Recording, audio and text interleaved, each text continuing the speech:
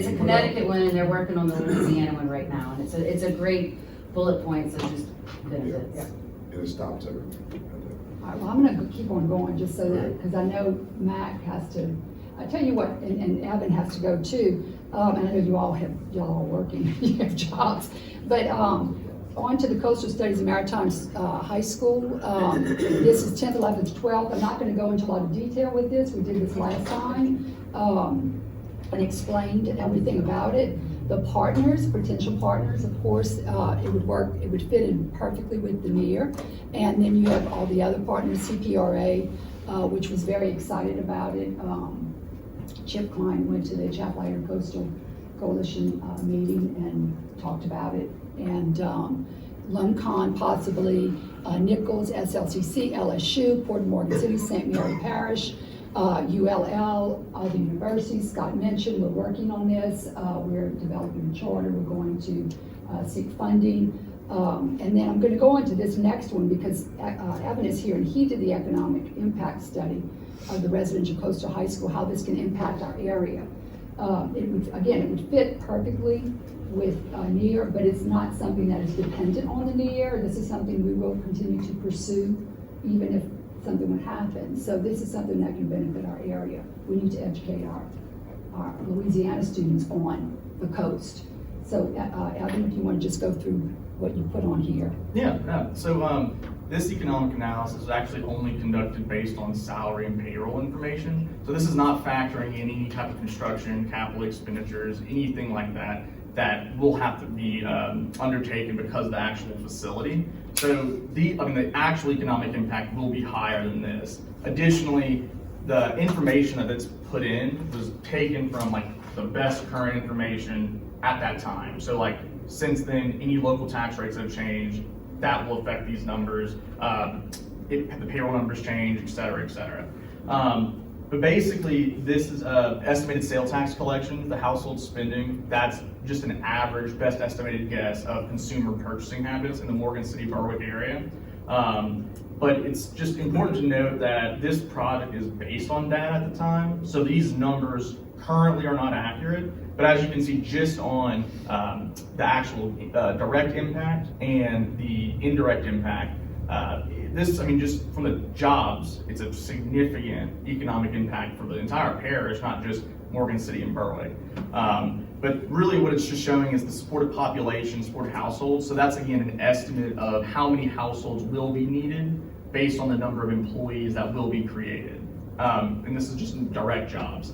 So like that household number could be higher depending on how many indirect or supplemental jobs that are going to be created by having the Marine High School here anyway. But really what I think is important to just also pay attention to is if you look at the number of jobs, supported population, and household spending that's supported, I think what's really need to be understood is the infrastructure improvements in the communities that will have to be made to enhance or really to be able to accommodate the increase in population, so we'll have increased capacity. So really I think that's kind of where investment decisions should be looked at as moving forward. But again, these numbers are not entirely accurate as of today. And just with inflation and everything, these numbers will be higher. And I can absolutely run another economic impact analysis to show more accurate current numbers. But yeah, it's this pretty robust analysis. That's per year. No, that's just overall. What is overall? I mean, years is over. So we just put in on a 10-year basis, just because that's really as long as the program runs. But again, we can go for however long anyone's interested in. This was to present this when we presented this when we went to Baton Rouge and we were working with Sam. Well, where is the potential funding coming from? Well, this is students have per student money with the state. So any Louisiana student that goes to school has that money. This would be like either charter, not charter so much, but a charter school. I'm going to go to the next. Is that it, Evan? Okay. Go to the next slide. What it is the St. Mary Parish students that want to come to the special school, that money follows them. But it follows any student who comes here from the state. So a student from Shreveport that would come here and live here, their money would come here. So all of that would fund the school. Then we would look for other funding from the Louisiana government to fund this school, just like they did in Natchitoches, which is a magnet school, which took students, all the students to Natchitoches. But that was Louisiana School for Math, Science, and the Arts. This would be for coastal studies. This would be for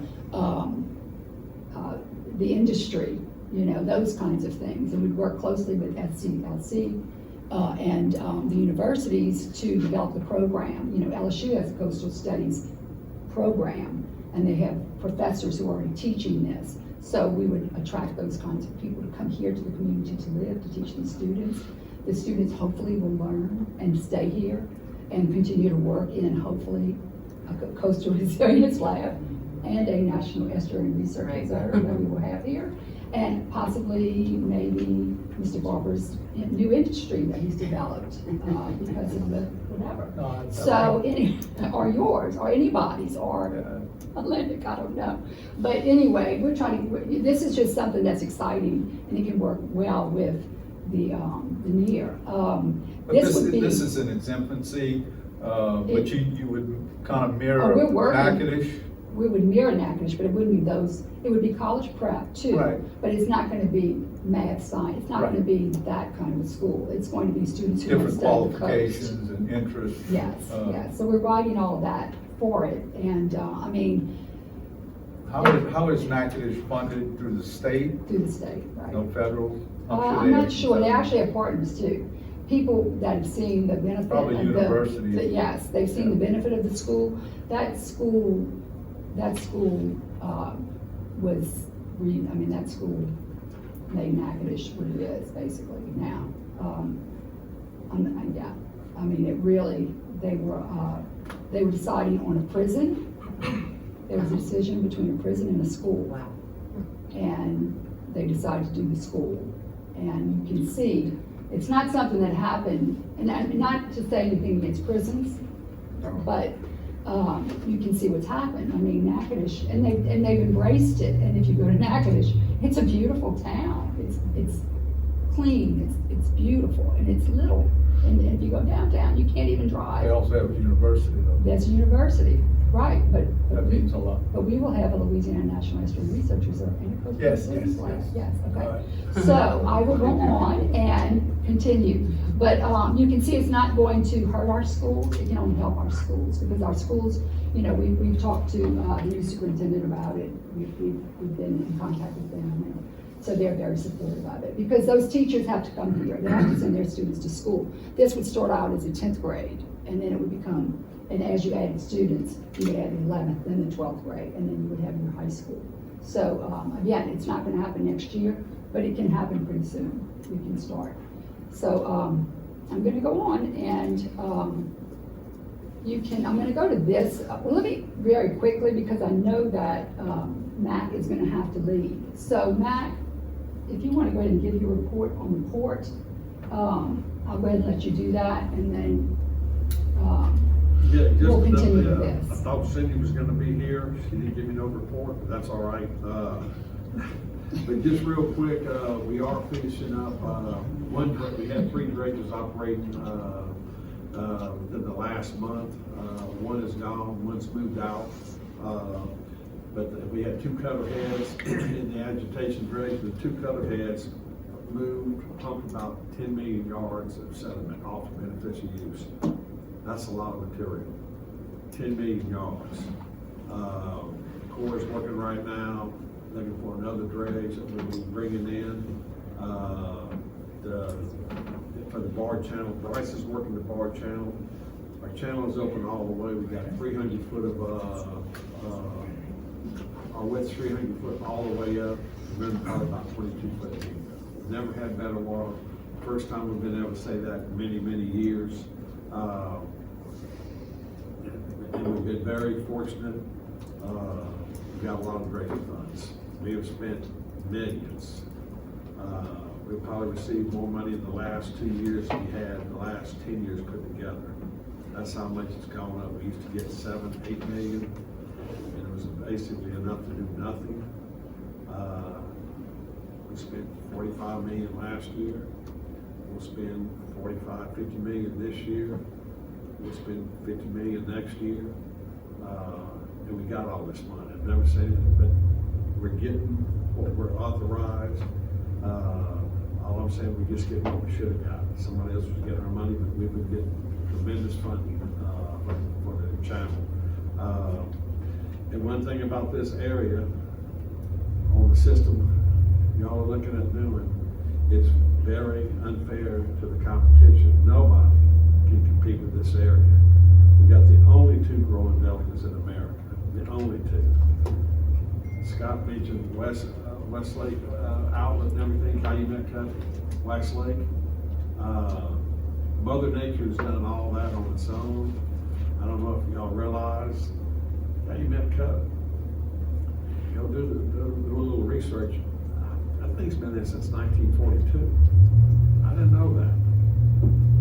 Thing's over 81 years old now. And once it was put in, it's levied. Then once it gets past the cut, that's where it opens up. I think it's probably about 15,000 acres of land that's been made by Mother Nature, not man. Man made the cut to get the water down there because we divert 30% of the Atchafalaya down Wax Lake every day. We get 30% of the Mississippi, but that 30% is really more than that. And I'm like, it's a lot more than that. So, but all Mother Nature has done that over all these years. That's why these diversion projects, you hear a lot of controversy, and I'm not saying they work good or work bad. It's worked here, and all the environmentalists from around the world go look at that project. Then you have the wildlife management, the Atchafalaya River Delta down below. That's probably 20,000 plus acres that's been created. 100% of that's been created by man. That's all the dredging that we've been doing for the last 50 years. And it's, you know, everybody talks about sea level rise. That's not the case here. That's why this place needs to be studied. What are y'all doing different? We're not levied from Morgan City on down. The Atchafalaya River has a chance to feed both sides going down. That's why everything stays green. You get a few miles inland, you start going further into Terrebonne, yeah, salt water's coming up.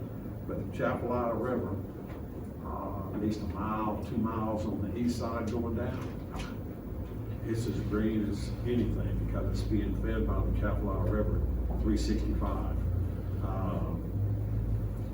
Lower Mississippi has problems, it's levied all the way down. We're not like that. You get to Morgan City, the levee stop. So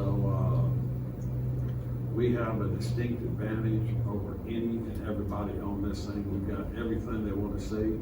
And like I say, where everything else is subsiding, Louisiana loses a football field every 30 minutes. We create an end zone every 30 minutes right here.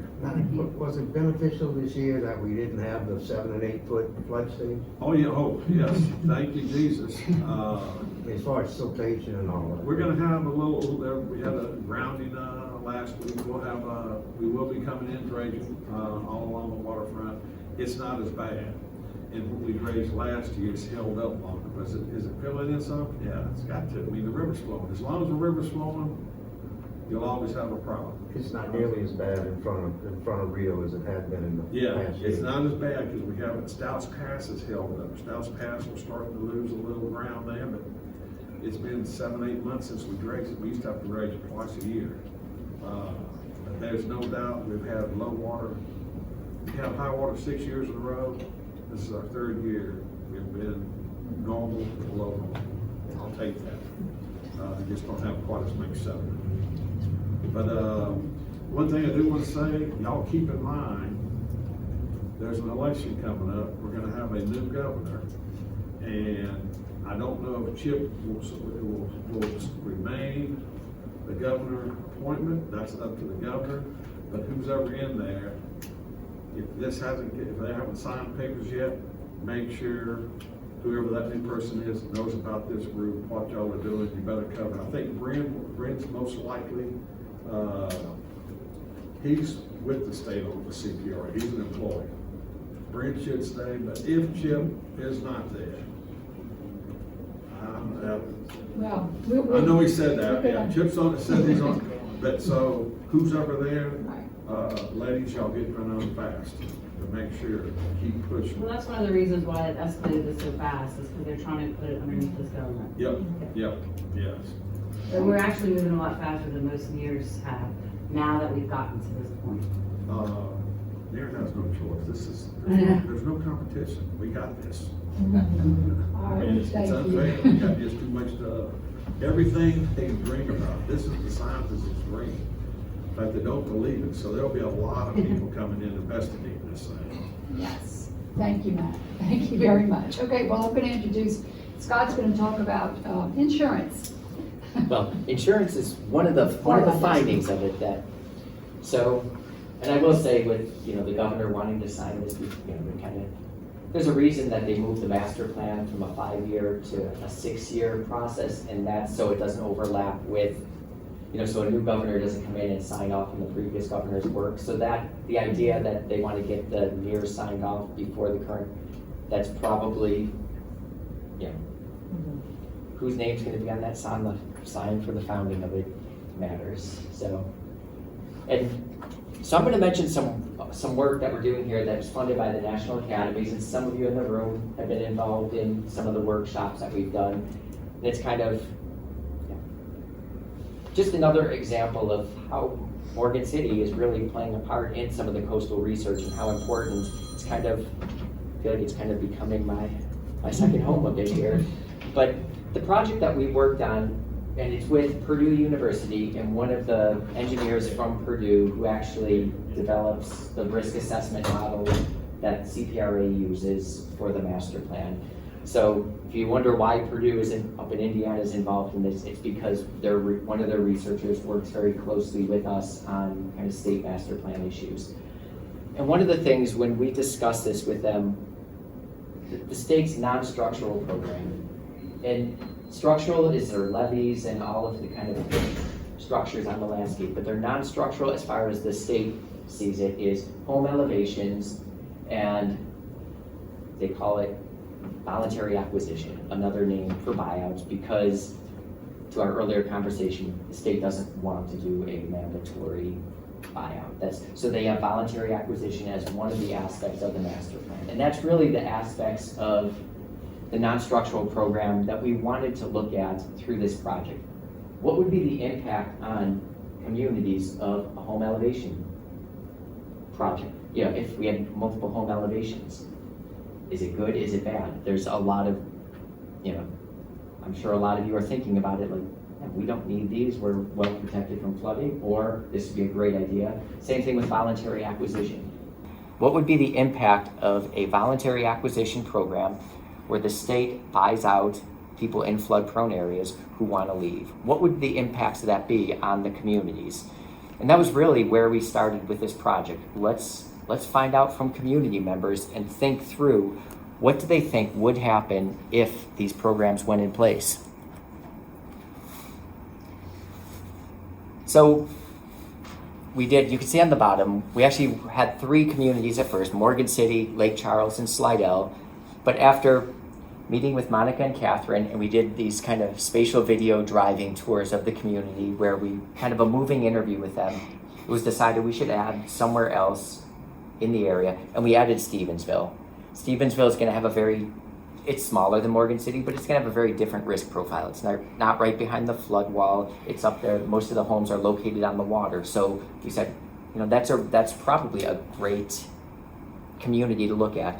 So we went across the coast with Cameron in the southwest, and then Stephensville and Morgan City in the central area of the coast, and then Slidell in southeast Louisiana. So we really wanted to understand from a wide range of geographies and risk profiles, how would this program affect these communities? And you can see just some of the pictures we've seen from the spatial video tours that we did over on the right.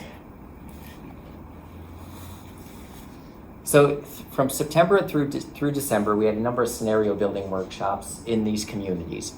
And Stephensville was our first one. We had 11 participants, ranging from longtime residents with a variety of backgrounds. One government representative was there. In St. Mary Parish, this was Morgan City, but we also had, for example, the mayor of Berwick was there. So, we had 13 participants, a mix of representatives from nonprofits and government sectors, including a mayor. Cameron, we had 7 participants, again, residents and government reps. And then in Slidell, we had 7 participants, residents and then nonprofits and local business owners. So we had this group, we were sat around in a room like this and really started talking about some of the issues related to the non-structural program.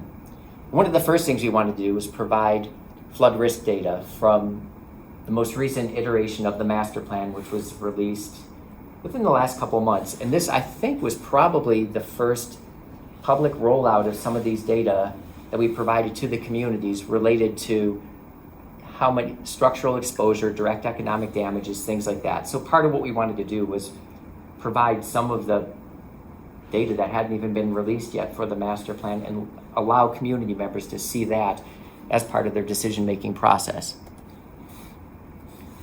But then those of you who are in the workshops probably recognize some of these decision trees that we had.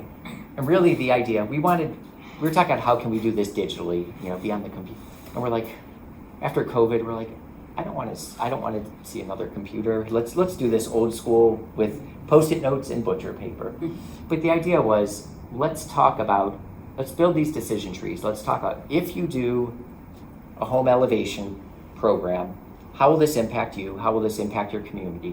What will happen?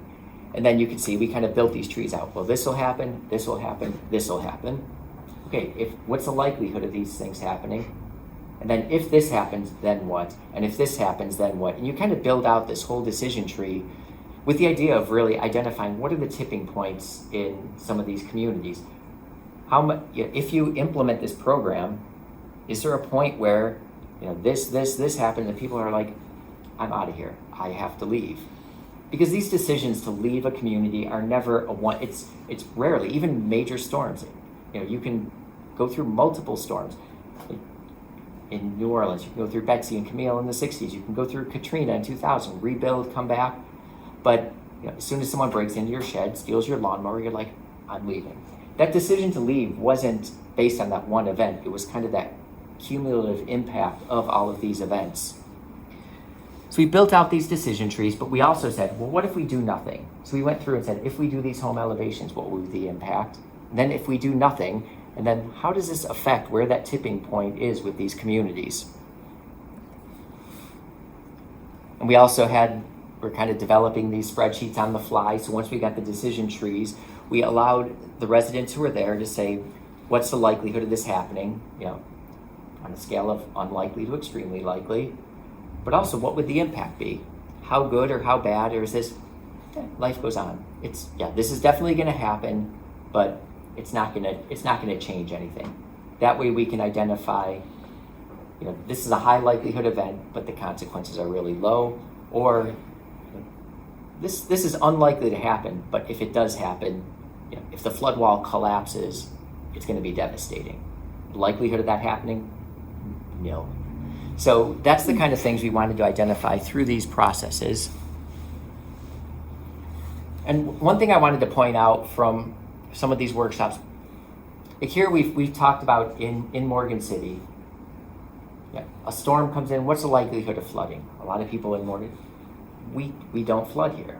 That's one thing we heard from a lot of people. We don't flood here. We're well protected. But then through this process, it's like, well, what about sunny day flooding or high tide flooding? Well, yeah, that happens. And if that happens, then what? Well, we get water in the street. Well, if you get water in the street, what happens? Then we're talking to people, when we get water in the street, people are flying down the road. They create a wake. All this water is getting into my house, and we're getting flood damage in our house from the wakes of these cars. So then it's like, okay, so we don't have the flooding from the home directly from that rainfall, but somewhere down the line, there are these other impacts where, we do get flooding, and it's from cars driving on the street too fast when the waters are there. And again, what are the likelihoods of this? What are the consequences of this? And once we identified, what happens if you get your water in your house? Well, we're gonna have to file an insurance claim. Well, what happens then? Well, they'll cover it or they don't. If they don't cover it, well, we might have to take them to court, or we might have to live in a house that, as we can see, if we can't pay for repairs, we have to live in the damaged house, and we'll have health issues, and quality of life goes down. So these are things that, and this was specific to Morgan City, the one I'm showing here, but we heard these same things across the coast talking to residents. Don't forget the shark tank. That's right. Don't be driving too fast in front of some of the houses, because. But the next step after having each of these workshops is kind of what we said at the beginning. Let's build these decision trees out. Let's go and, what types of impacts are these? Social, cultural, physical, financial impacts, quality of life impacts. So now we're looking at and kind of building these decision trees out in kind of computer model here, building it with the digital Post-it notes. And the same thing with, going through and looking. How many times did people mention, issues with the elevation, including need for elevator, ramps, AC unit, things like that? But that was mentioned 58 times in here. Costs 18 times. So how many times did people mention these different impacts? But I also want to say that some of it, and we look at, there's some things that are going to be difficult to quantify that we need to take into account. If we have a buyout program, with the buyout program, generally the parish is in charge of that property, and they're not going to be allowed to do anything with it. So the parish is kind of on the hook for maintaining that property. You can't rebuild on it if you have this acquisition. So what would be the impact of that? And, someone in Lake Charles said, there's no doubt the landowner that relied on that property is going to make darn sure the property's taken care of. If the state takes it over, it's just another polygon. That's all Google Earth. And then what? Then what happens? The state can't afford to take on more land. And the same thing applies to parish, obviously. The best thing that can happen is if that property stays in the hands of a landowner. Because what you see is kind of the example here from the picture from our driving tour. You have this kind of patchwork property. And that's one thing. Someone in Morgan City. So you have this subdivision. What if half that take the buyout, the other half doesn't? You still have a flood-prone area, so you've accomplished absolutely nothing. You're never going to have 100% buy-in on the buyout. And that's a great quote, because you have people who remain that they're still in the flood-prone area, but you also have this patchwork where someone, could have a house, vacant lot, house, vacant lot. And that's one thing people say, this will destroy the fabric of the community. It takes away our sense of community. And the same thing when we heard this in Slidell, this loss of social connectedness. So I'm in a neighborhood right next to hers. Her house doesn't flood, but mine did. We're a family. You're offering her a buyout. Because I flooded, you're offering me a lot less. Whatever. But can you move us together? We're a family of 6 houses. Can we still go to a neighborhood and have within a block or two 6 houses versus you over there, you 5 miles away, and all around? Because so many communities around Louisiana are so interconnected versus other places I've lived before. So that's another thing. If you have this voluntary buyout program, that sense of community was one thing we heard from Cameron all the way to Slidell. And then with elevations, things like health and safety concerns. One of the things, how do your elderly folks get up and down? Oh, you have to put an elevator. Well, there's a cost of adding the elevator on top of oftentimes the cost of elevating a house is more expensive than the value of the house itself. And I think that's one thing, economically, it doesn't make much sense. But you also have, it's difficult for people to get up and down the stairs. One person talked about their neighbor's daughter who's a basketball player in high school. She injured her knee, so she had the full cast. When she had to go to PT, she couldn't her parents couldn't carry her up and down the stairs. So every time she needed to go to a doctor's appointment, they had to call the EMT to come, the ambulance. They carried her down in that gadget. So they had to take her down and bring her to her PT appointment. So these are the types of things, difficult to quantify when you're thinking of it, but these are the types of community impacts that we looked at. Local culture and way of life. That's one thing we heard in Stephensville. I don't know how to quantify it, but it's cultural. You're protecting a culture. To me, if you can't live here, you can't live on the values and the water and the lifestyle. Everybody still wants the same things for people. I can't think of a word for it. You're just teaching your kids to grow up the way you grew up, and you're just refreshing the Stephensville way of life. And that's one thing when we get to kind of the next steps in quantifying some of these things. Quantifying the Stephensville way of life it's difficult, but it's important. The same thing applies to Morgan City. The same thing applies to Cameron. The same thing applies to Slidell. And I think, conflict with when you have a buyout program and the people have to move outside of the 500-year floodplain, people are afraid of having conflict in the communities they're going in. Who are they considering? Usually lower income communities. So you take that community, say, we're going to offer you these funds to move now. You have to move outside of the 500. Listen, you know how Louisiana is. If you got to move out of the 500-year floodplain and the floodplain stops on 1st Street, they all move to 2nd Street. That's what's going to happen. They're all going to go to 2nd Street to keep themselves as close as possible to their previous location. And so what's going to happen with all the other people already on 2nd Street? They'll all be like, no, they came from here. We don't want them here. And that's something else that, we think about what happens when people leave a community, but there's issues with, and that, when we go through, there's mental health impacts on those people who are left behind and the people leaving.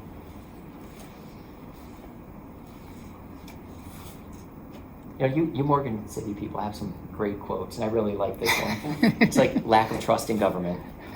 Why don't people trust the government? Because what brainiac came up with the idea to have a buyout that don't have the answers to all the questions we've just asked?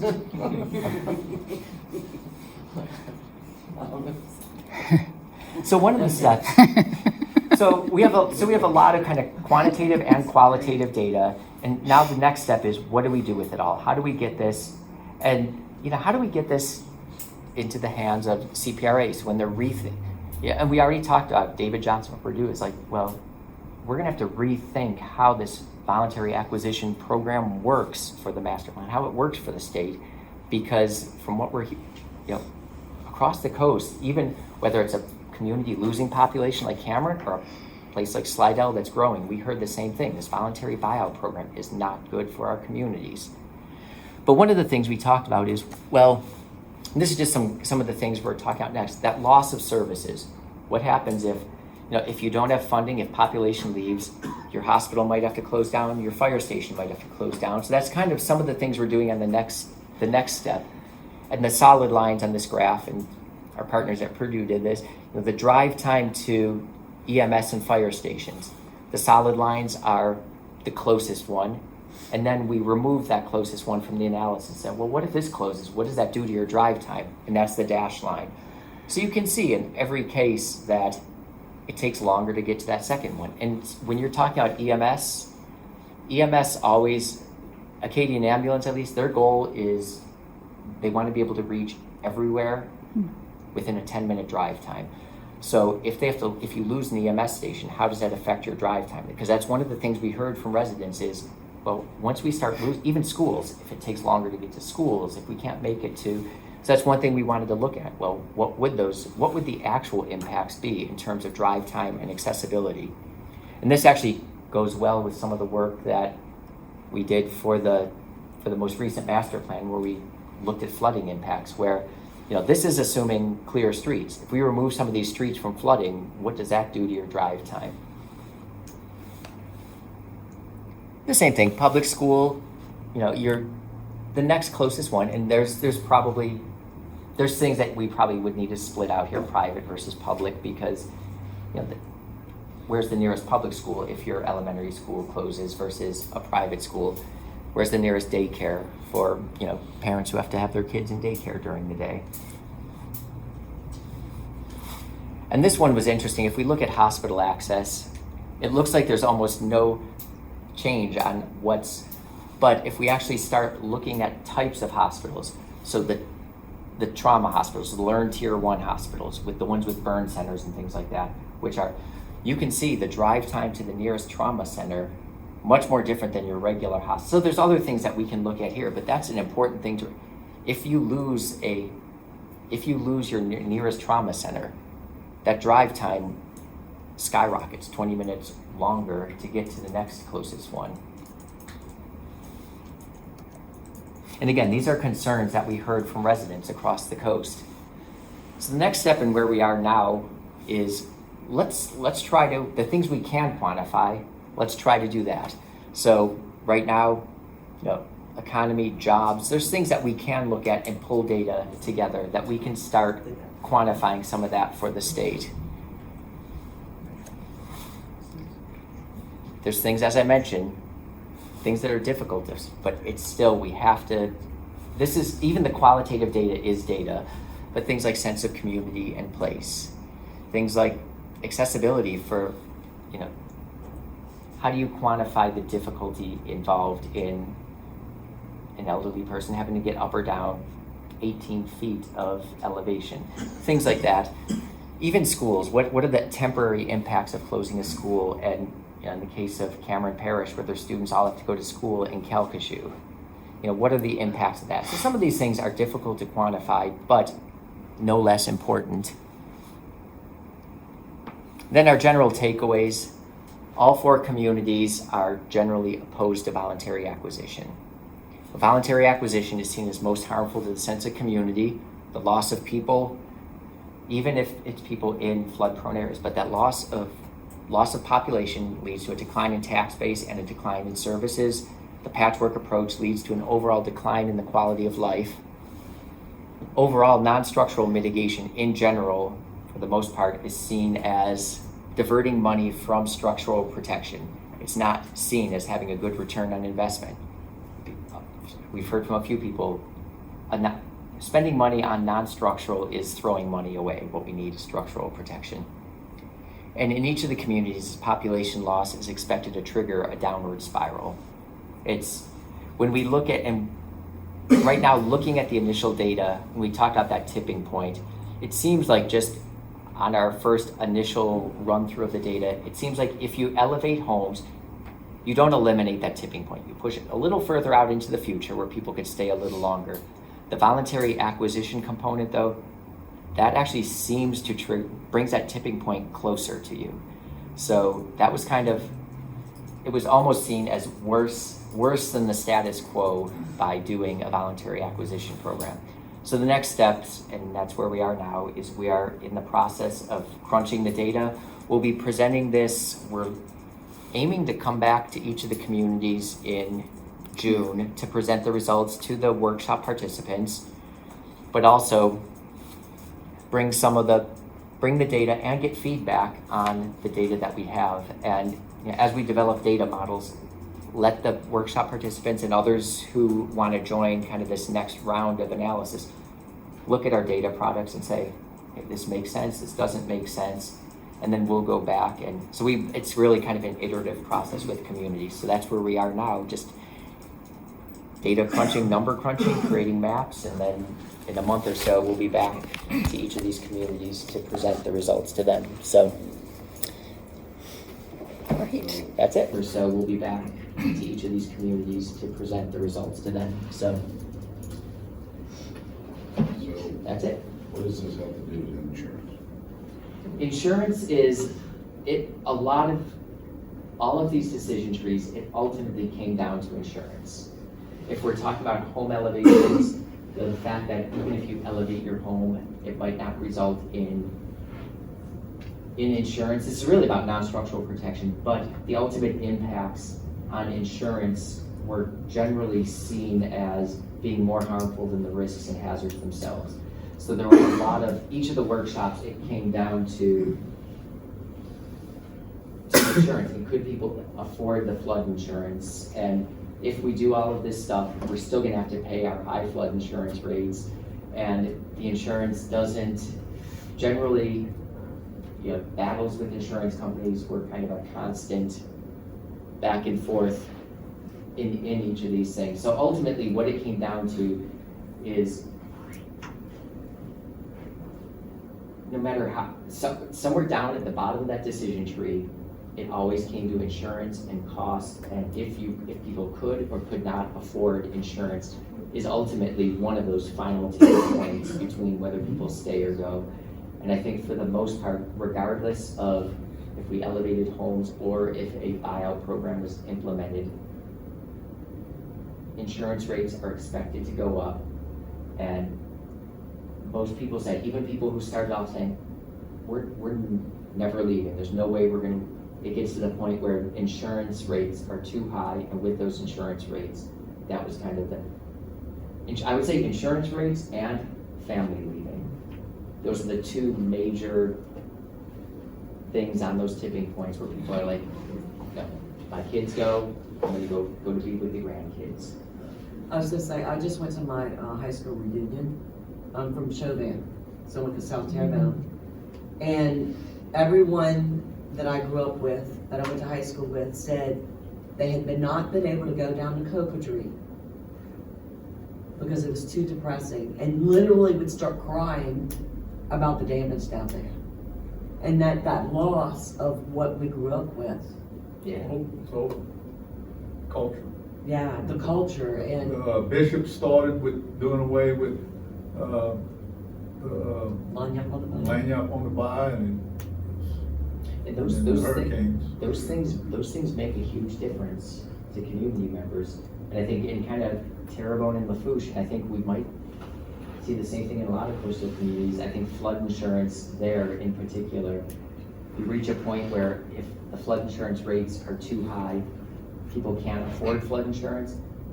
They can't afford a second mortgage. They can't afford another house. They're kind of trapped in place. And some of what we see going on in Lafourche and Terrebonne is people who can't afford.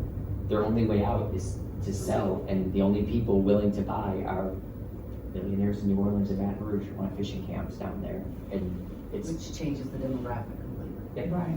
Yeah, I read an article in the Advocate that actually did an analysis or reported on the changes to the FEMA risk rating 2.0, and St. Mary Parish is actually going to see the third highest average increase in flood insurance in the entire state. The average increase in flood insurance in St. Mary Parish is going to be about 357%. Because they changing The formula, and Mike yeah. can probably talk about this if they want to, but they're changing the target, right? So instead of proximity to protection, it's proximity to open water. Yeah. So we're the most protected city, But then you know, in the city itself, right? In the area, right? In Berwick and Patterson and all the way out to Cameron Cook is very protected too. But it don't matter. We just built $20 million worth of levees. I know, because I was involved with it. Right. our flood insurance rates are still gonna go up. It don't even matter. Right. And that's the problem. We got, like you said before, we got all these people making policy and don't know shit about it. That's why we need to be in the conversation, definitely. That's why we need to be in the all you conversation. want, but the people Well, with the degrees are the ones that's right, making but the people- decision. They don't even know what reality is. Right, that's why we It's need the to fight tell we them what have to fight. reality is. I can tell them all day, I used to tell them all day long when I ran drainage district, but it didn't make any difference. Mike was at Since the workshops. rollout of risk rating 2.0, and you said y'all are going towards crunching numbers, basically. Yeah.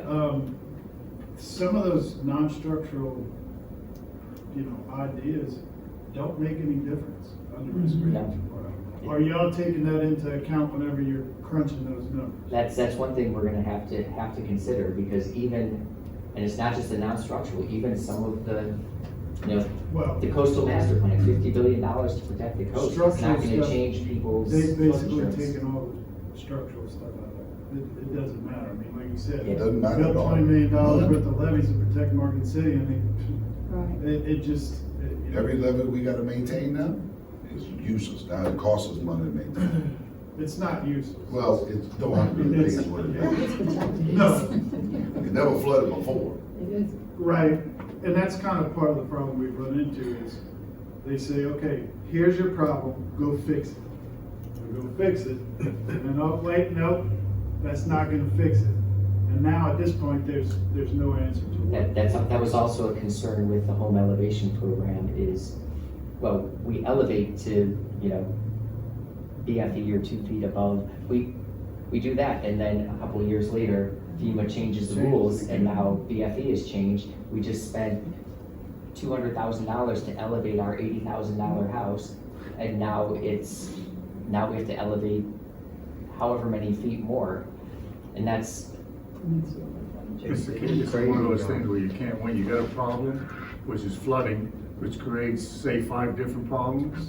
So what you will do is you'll spend, $200 million trying to fix those 5 problems, which you elevate the house, you still gotta pay flood insurance. So you spend all that money over here, which you could spend to put the protection in, and then they change the rules. So there's two big problems, going at it the wrong way, not fixing the initial problem, and then when you fix it, not having them We're accept gonna it. have, thanks, right, so we're gonna have that workshop coming in June, which is not far away, and hopefully, if you wanna be involved in it, let us know, we'll call you and let you know when it is. It's gonna be at the auditorium, and it's an all day thing, and so that's what, of course, kept people from being able to participate, as many people. However, one of the things I know, and I wasn't on the call, but Allison will be here too. Yeah. And they were talking about, possible financial help for people with insurance too. So we need to be in on the conversation and know what's going on, and that's what we're trying to do, is educate and find out And just what's. understanding the impacts of it. Right. And that's, everything you all have been saying here, I mean, this needs to get into the ears. Now, when it comes to non-structural, I think insurance getting into CPRE's ears doesn't matter because that's not, they push that away, but insurance has to be, and I think if there's one thing that kind of comes out of this, CPRA for the, you hate to punt things 6 years into the future for 2029, but they need to start with the master. Insurance has to be part of, it has to be part of the planning process, especially if your goal is to protect Louisiana's communities. Insurance has to be part of that conversation at the state level. Educating people, because so back up 25, 30 years, right when I was. More than that, no, I wasn't a baby, I graduated. People used to take care of their property. This is accountability for people too, right? Because the insurance company gets the raw end of the stick. I'm gonna be honest with you. They get the raw end of the stick. Let me insure you for $1 billion and then $5 billion damage. Because people don't maintain their property. They believe somebody else should do it, right? And that is the problem of lack of educating the public into, hey man, you 2-3 generations later, you're supposed to do what your grandpa did. Maintain your property. Don't let it rot. Don't let it be falling apart, and then let's just blame somebody else for it. You know, that's as a mayor, I'm not supposed to say that, but I don't care. So that's another thing that needs to happen is we need to educate the people on just maintain your property. Quit spending money on stupid things and fix your stuff that's broken, because that will stop. Okay, you are leading me right into the next There you slide. go. I'm gonna go on to the next slide with this, if that's okay, Scott? Yeah, definitely. Okay, great. And I'll be hanging around after if anyone wants to chat. Thank you, Mayor Dragon. We have talked over and over about this possible neighborhood signs recognition resolution that we thought that, the pictures that I have right here, if you look over here on the left, that's a house in Sacred Heart Park that burned down not very long ago on Hickory Street. And I mean, the owners went and just bulldozed that down. I mean, they were on it. They took that old house that had burned down, and it's just, they're gonna do something with the lot, they're gonna sell the property or whatever, so they were on it. These are just examples of people that have done things in the community. Excuse me. Yes. I want to be a part of this, and I'm gonna be a Oh, part I of know it. you have to go. I'm Sure. gonna make an effort to be a part of it. I thank y'all all for being here, and you just gotta incite the masses. Well, Our culture's changing, and we gotta embrace that. That's right. Where's the Spanish-speaking person? Right. I'm sure there's a couple of them, but they have to Right, be included right. because they're shipping them here. So, that would be our resilience layer. See y'all And our later. coastal high school. you better get ready to talk. See y'all later. Bye, Roy. Thank you. And then if you look up here across the tracks, right across the tracks, you can see that new house, well, old house, but new rehabilitation of that building on Federal Avenue. And the owners are really doing a beautiful job in that area, which is Old Brashear, you can see on the other side, of just taking an old property and fixing it up. So we actually have a sample resolution that we, and Rella couldn't be here today, but we showed Rella, and I think he's been talking to some of the councilmen, and I think he's probably talked to you about it. It's not, this is not a positive image award. This is not what this would be. It would be each councilman would act, and this would be done in Berwick too. They can do this too. We've talked about this. Each councilman would take their district. They represent districts, and they could just recognize, just look how nice this is. These people went and bulldozed that property, and look at this property today. Or just some things like that, and recognize that at the council, one at a time possibly, or even every council meeting. It's not that hard. You know, so. I've tried it already. Well, I know, but we just keep on going. We've been putting this up for a long, what, how many? At least 4 meetings. So we just keep trying. And so the only way is being positive about what we have, not being negative, not pointing out this is ugly, we need to do something about it, but pointing out that this person is taking really nice care of their property. And, or this person just painted the front of their house, and it is beautiful. Just some things like that. So we have the resolution written, but we can't do that. So Rella said he would talk a little bit more about it, but it kind of speaks to what you were talking about, Mayor Dragna, about just taking care of your property, maintaining it, taking pride. And we do need to do this with Atchafalaya National History Research Reserve coming, because people will be coming into this community. Sadie's working hard, Lee's working hard. Everybody, that turnout was great that y'all had for that, keep saying you're a beautiful day, picking up that trash, and it looked so nice after everybody cleaned up for those few days. So this leads us to our reports, and I'm gonna start with Mayor Dragna, and we just wanted to hear a little bit more about the restaurant on the lake, the grants that y'all received, and, because I know you just got a big grant, and we'll just go through the list here, and then we'll be finished for the day.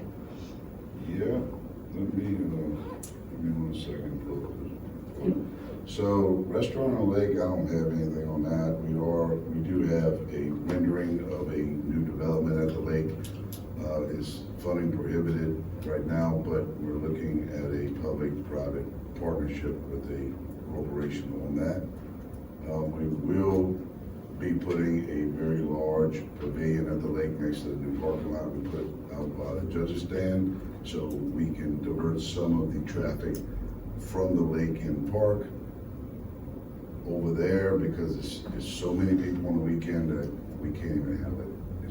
It's packed. It's just so many. We're extending our breakwater with broken cement. By the end of this year, we'll have it far enough out to start a new marina, because the marina has been full forever, and I believe this is 4 pages long. So that's something we're going to be working with. This time we'll make it out of floating wharfs to where we don't have issues 15 years down the road. That's good. When it comes to bike trails, we were just awarded another $112,500, and we were actually awarded some extra money on the existing trail that we put, so we extended it a little bit further. The engineering and cost estimates, because of the levee and going under the overpass, I just talked to Charlie today, who was in a conference in San Antonio, said that we should have those cost estimates and availability to start moving on that project in the next week or 2. So the money's there, it's just we don't have the drawings and the cost estimate to put it out for bid. That's would be the Oregon, right? Right now, because of the drainage canal they're gonna dig and make it so wide down towards Highway 70, we're only gonna go up to where the overpass crosses, like by David Drive on the levee, and with the walking trail, because there's already a blacktop road that goes up to David Drive. Funding gets us there. To keep going further, we don't know what to do about a pedestrian bridge across a high flow water segment at that range. It'd be very expensive. Louisiana Beautiful. We just took a picture with Miss Lee, and Miss Lee has been fantastic about staying on Billy Mungesser to get as much equipment and that she could possibly get. Tilly. And we put them at Orange Park. He's gonna be at my office today. I'm sorry? He's gonna be at my office today, 3:00. Yeah, I talked to Billy 2 days ago about that. So we put them all around Orange Park. I think we can put one in Lincoln Park. Multiple places. One at the courthouse, one at the police station, 2 at the zoo, and one at Cypress Park. Cypress Park, yeah. She's in her next branch, like, Firehouse grants, we just received almost $25,000 for that. That's for new hoses. And there's a new type of smoothbore tip that came out, which uses less water and puts fires out faster. So we invested in that. Water sector program for our new water plant is, we received right under $4 million to match out $1.5 million. So the new water plant is going out for bid this month. Natural gas distribution infrastructure safety modernization grant, which is a federal grant, which we've been working tirelessly to get the city. There was only 37 projects in the entire country in 19 states. And it was $200 million, and Morgan City got $6.9 million.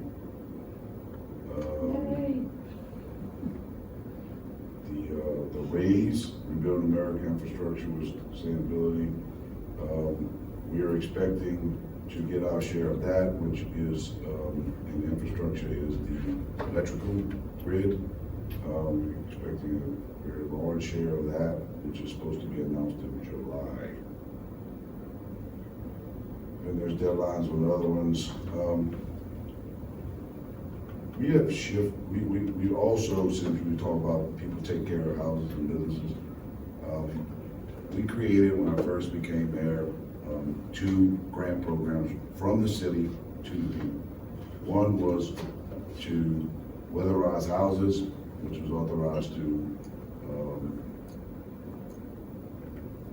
free money, ARPA funds. And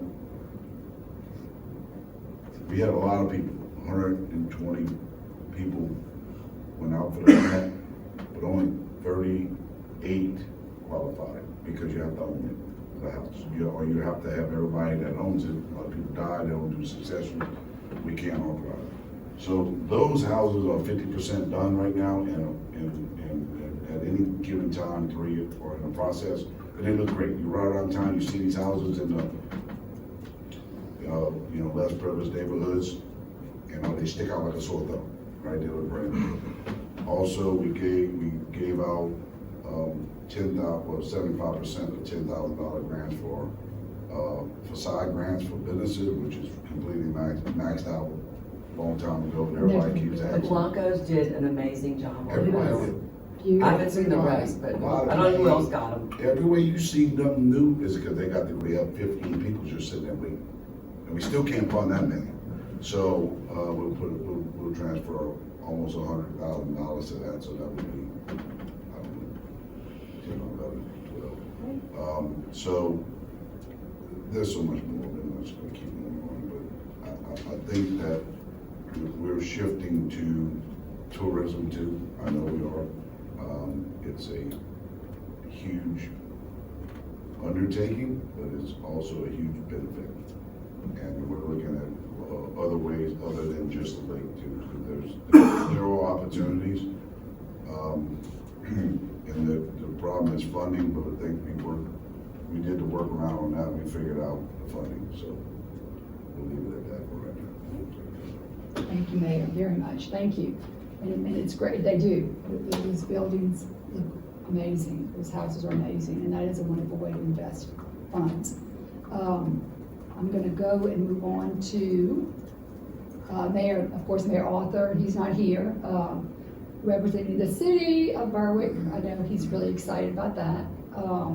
And President Hannegriff isn't here. He was here Saturday for the picture taking. He's very supportive of everything that we've been working on. And then I have King St. Mary Parish. I'm sorry. I'm sorry. Okay, Laura. Thank you, Laura. Miss Ava, Lee is just gonna update us, I think he Yeah, covered. Lee covered mine. The only thing I'm going to say is we did have Love the Boot Week, Louisiana Shine. On the 21st, we had over 70 participants. We are in partnership with the city of Morgan City for putting that up. So that's all I have to add for now. Well, thank How you. much trash did we pick up? 83 bags. Thank you. 83 bags. 83 bags of trash. Great, no, it was a wonderful turnout. And thanks for being here.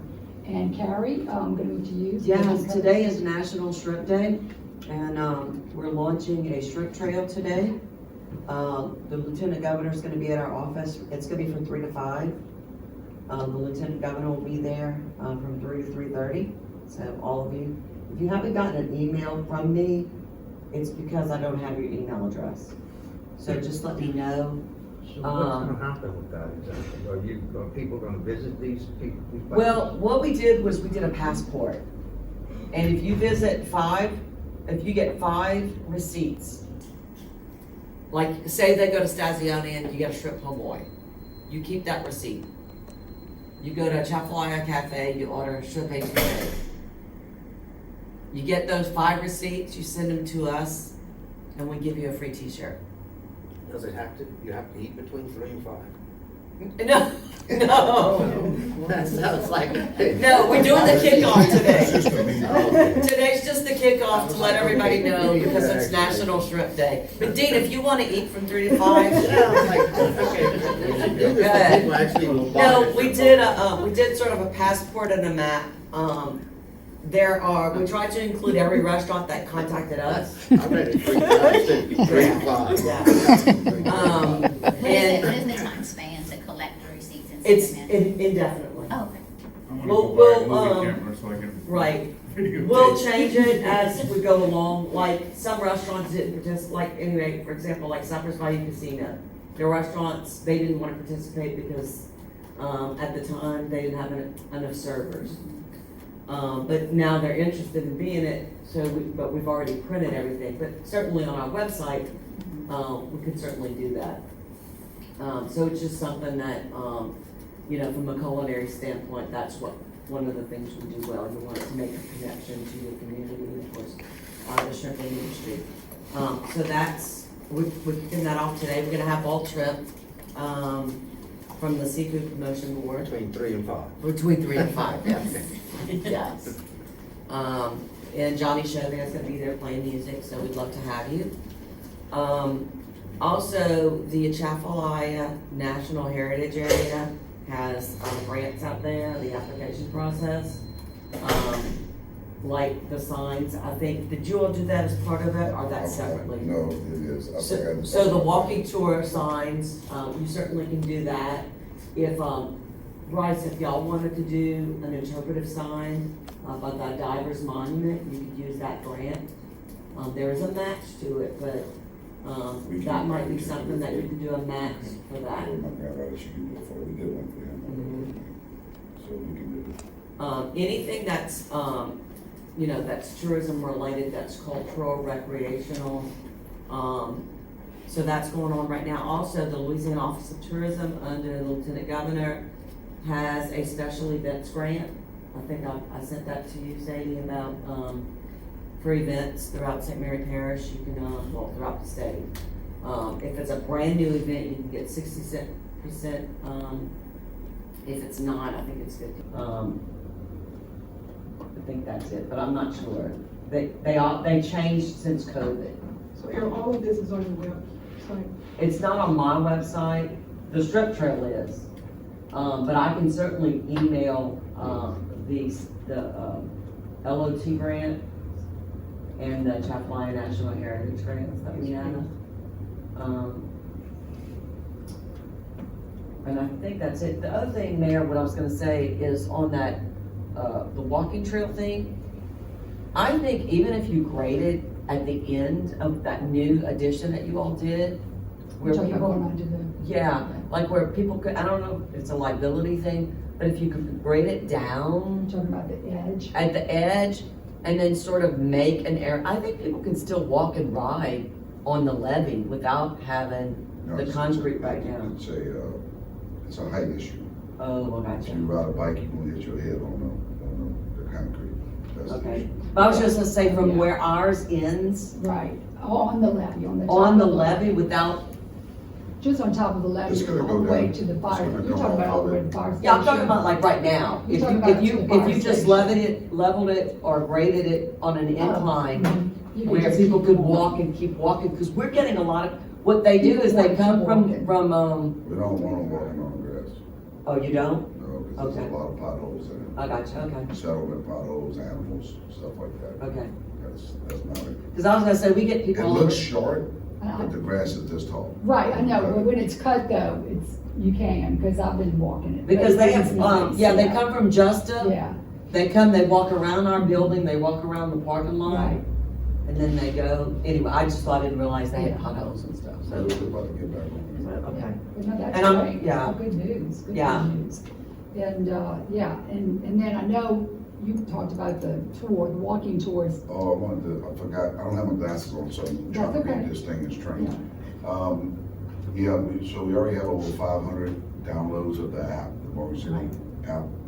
And it got a tremendous feedback about it, right? So tomorrow, we're doing like a grand opening thing of each sign.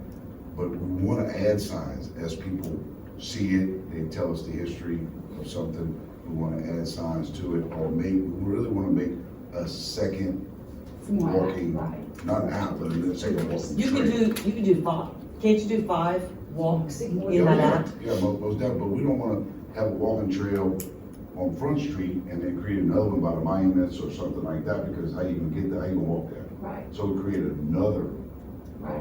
walking spot, we just need a few more places for them to see.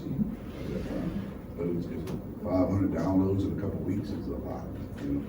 And I think 8% of them are from out of the country. The downloads, but people that visit, right, they want to, They come to bring you. yeah, it's huge, it's gonna be huge. yeah, We it got is that for free. exciting. A lot of Well, people we didn't get it for free, Places too, huh? we did the grant, that was the grant. Did the grant through the Yeah. Atchafalaya I National call it Park. free because it's rare. Yeah. Free money ain't free money. All right, well, thank you, that was great, okay. There's So, no price I'm to gonna move on, and Evan, I don't know if you had anything extra that you wanted to? Yeah, I have a few things just to kind of like update on, so. I didn't, Oh, you're fine. Okay. So the department, we actually purchased a new software, economic and financial modeling software. That basically, with this program, what we'll be able to do is get as in-depth as possible to really show the economic impact of a project, but also the financial implications it's going to have on the government. So for example, we can take it and show based on jurisdiction of the city of Morgan City, but we could also get even more in-depth look at a specific taxing district within the city to show what kind of economic impact a particular project, individual business, anything like that will have. But additionally, we'll be able to show if we're looking at a new business coming in at an existing area that doesn't have, the sewage capacity or water capacity there, we can basically show what kind of financial cost will it bore the government to make those improvements.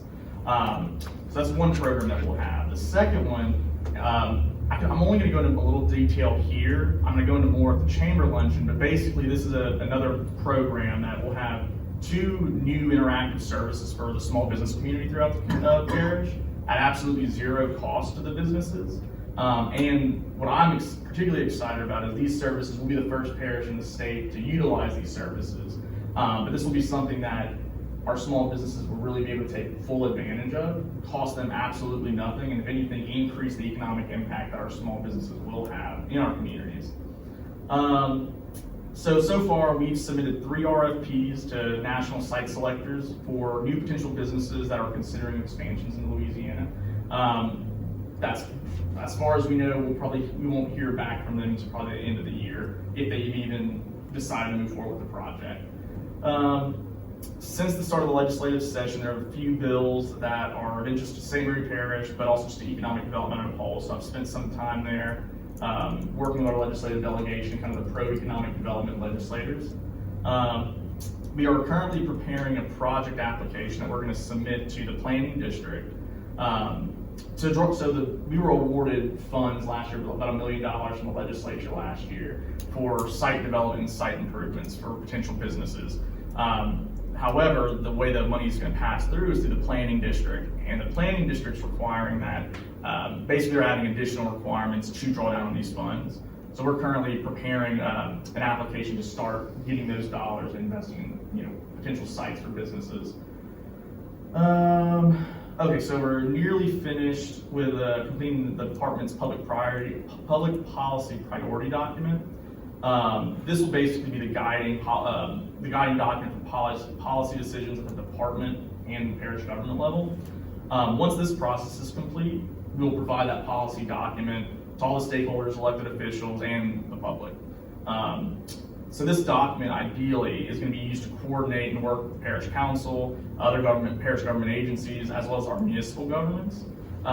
This is really to kind of drive like an equitable growth that's going to benefit like all residents of St. Mary Parish, regardless of your zip code. Now, granted, this is not a cookie cutter approach. I mean, every municipality is going to have their own unique circumstances and situations. So like, this is basically going to require a tailored, close, cooperative working relationship between not parish government, but specifically like my office and the municipalities and our local governments to ensure that whatever solutions we're going to move forward with, it's going to fit that community, not necessarily the entire parish. And lastly, so we finalized and confirmed our quarter's business retention meetings with our major employers in the parish, and those will begin next week. That's it. Thank you. Thank you. Very much. And I'm gonna go on and, Sadie, I think you're next. Okay, I'm gonna talk about a couple of things that were talked about already. So the beautification day we had was in part of a grant that we received for the city. If you haven't seen Jonathan yet, all the neighborhood signs are getting landscaping around them. The fountain in the park, the landscaping is getting done around it. And so with that grant, we agreed that we would participate in the week for Keep Louisiana Beautiful.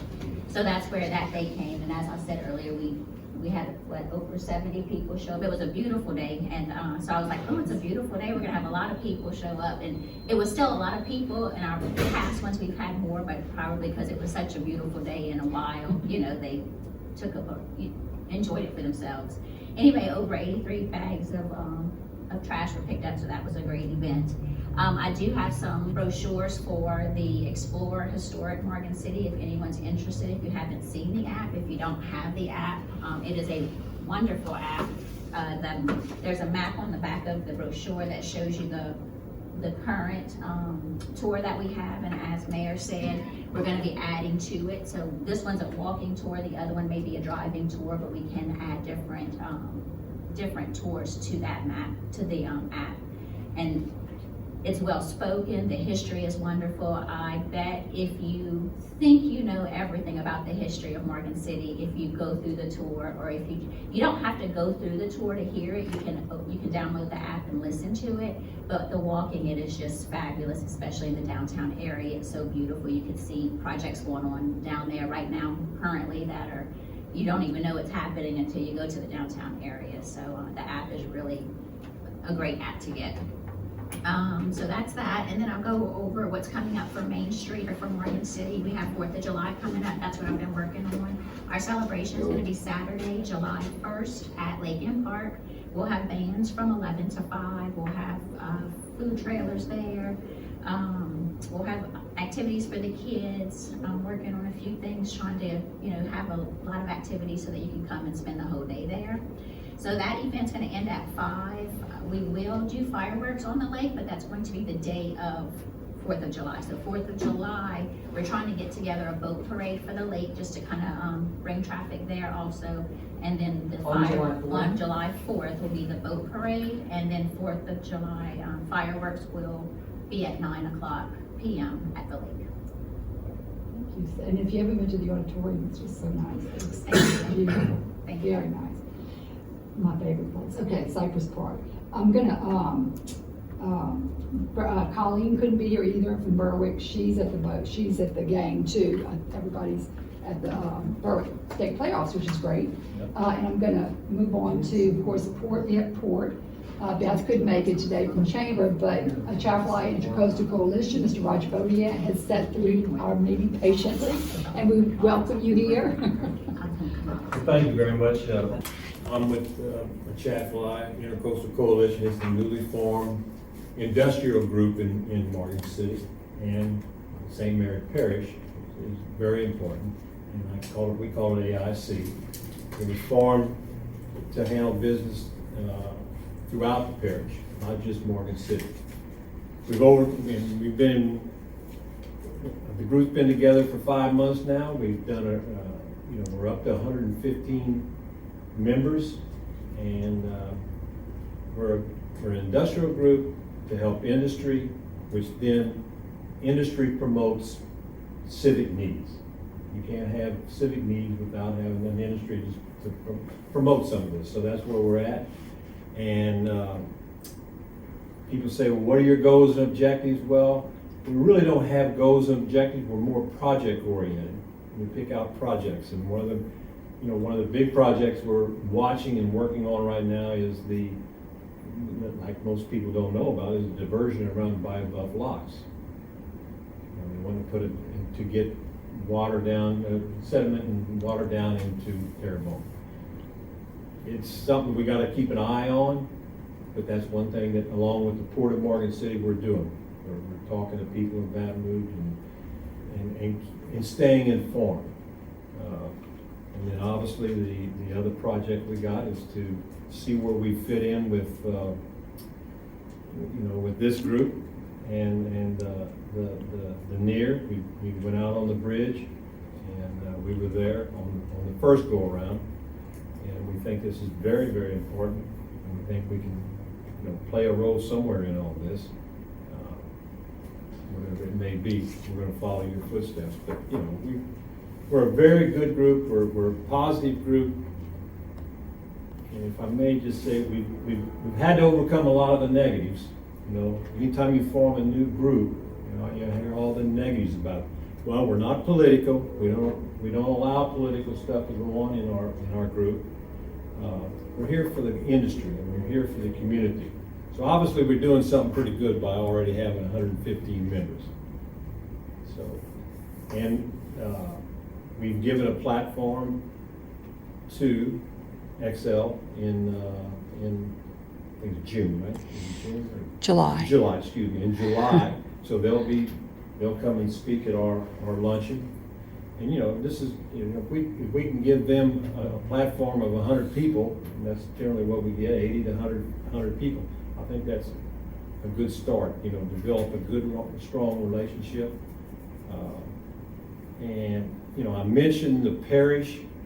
We're very happy that we've got some members. The sugar industry has really taken up with our group, and they've joined. They like to be there. The Patus are one of the leaders in all this, and they just enjoy coming over and being part of the community. It's amazing how happy they are to be involved in these type of groups. And I guess out there they don't have it. Over here they can come and talk to all the industry people. So, but we're here to help. We're here to work on things. And we're growing. And we brought some good speakers in. We have some more good ones. You talk about the insurance. You'll be able to, for those who want to come, I can get you in as a guest. We got the Commissioner of Louisiana Insurance coming as our next speaker. And then on down the line, we hope to have Congressman Higgins, and we got Gary Graves in October. So, we're getting some pretty good speakers coming in. But we don't want to be branded as a lunch to lunch group. We're working on stuff every day. We're not a lunch to lunch organization. How often do you meet? Well, we have the luncheon meetings once a month, but we have meetings. I'm full-time doing this, so I do this all the time, but it's bigger than what I thought it was going to be. When you organize, when you get involved with Roy, Roy Garvin was a big promoter of getting this thing started back up. There's others in it too, but he is one of the biggest, and he is very sincere about it. So he does that. So we Thank you very much. We Yes. really appreciate it, and we all want to work together and continue to work together. Yeah, those meetings have been very interesting too. And the whole, and y'all were there, and I don't know if we had a wonderful turnout for the first photography event on the bridge.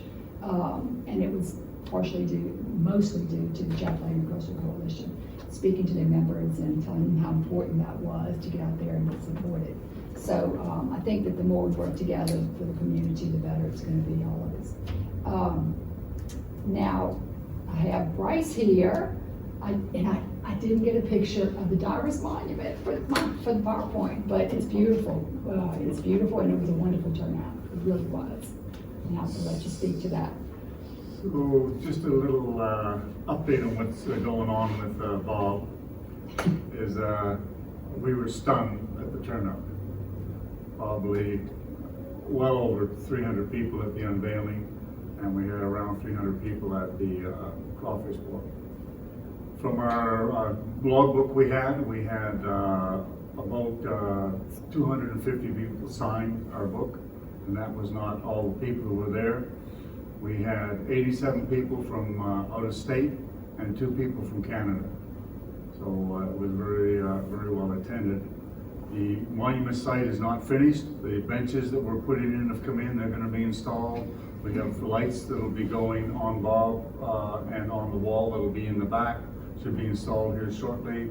And where that sign was in the back behind, that's going to end up being a granite wall, which we're waiting for the granite to come in for months now, and hopefully that'll be in next week.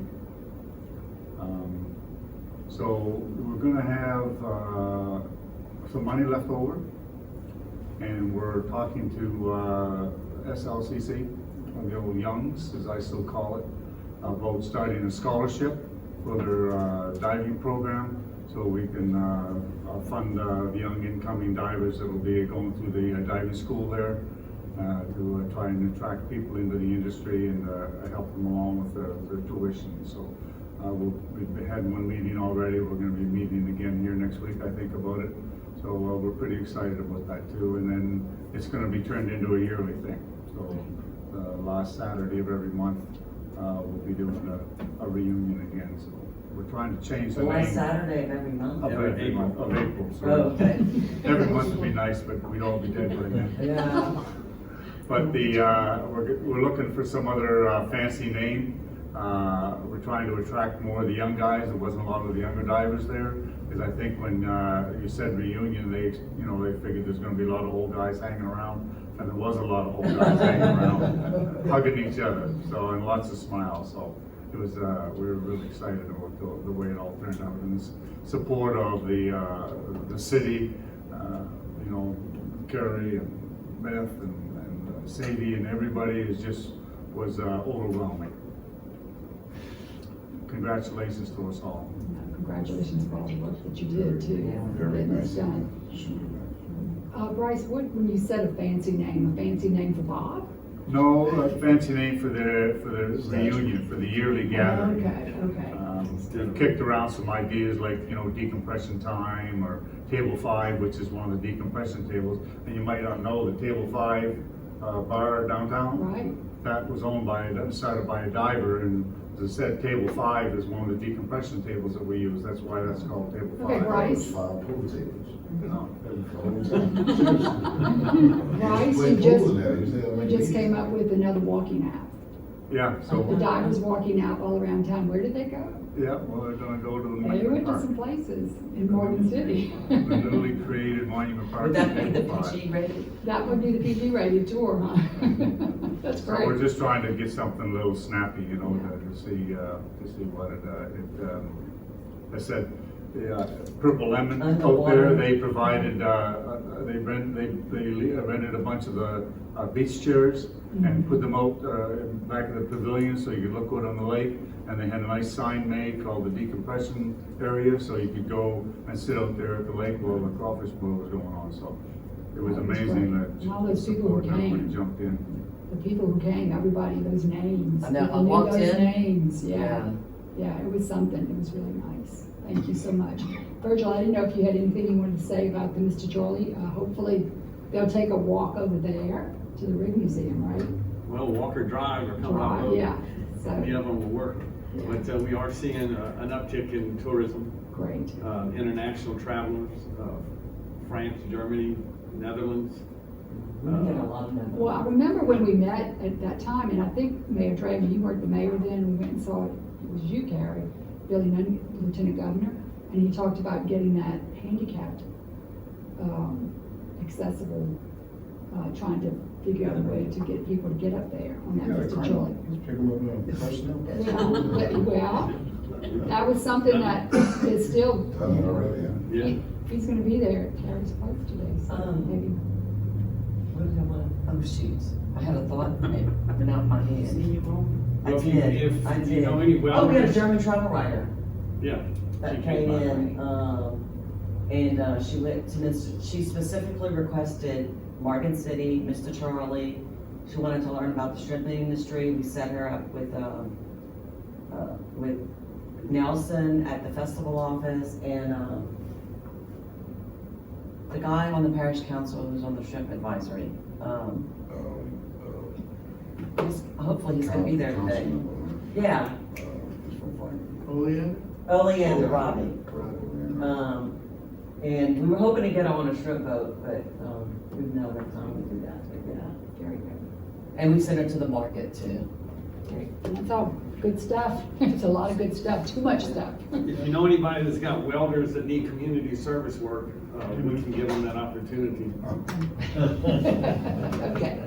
Well, I'm gonna get to the last thing on the queue, and this is for later. And on the bridge, Senator Allan and Laura had to leave, but Senator Allan said that he was going to be working on getting the ADA compliant resurfacing of Highway 182 done through Morgan City and Berwick. So that was something that we want to keep working on.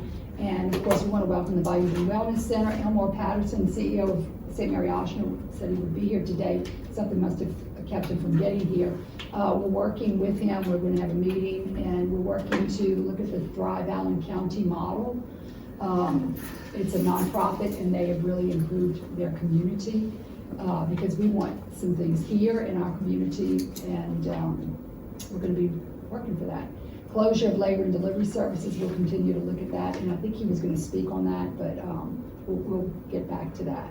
I'm not going to speak on that today, but our next meeting is September 15th, 2023, but we'll have a lot of stuff happening, so keep in touch, and thank y'all all for your time today. We really, really appreciate it. And if y'all wanted, anybody has any questions, stick around. Thank y'all.